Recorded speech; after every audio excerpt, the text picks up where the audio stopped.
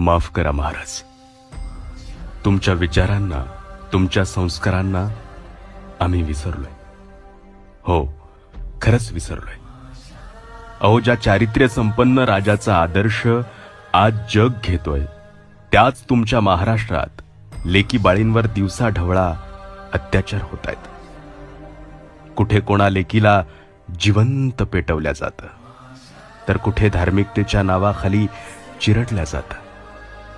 राज, तुम्ही आयुष्यभर स्वराज्यातील प्रत्येक मायमाऊलींना तळहाताच्या फोडाप्रमाणे जपलात, पण आज त्याच लेकीला न्यायासाठी वनवन भटकावं लागतंय. का, कशामुळे माहिती नाही. राज, लहान तोंडी मोठा घास घेतोय. आता तुम्ही फक्त राजकारणापुरते मर्यादित राहिलात राज.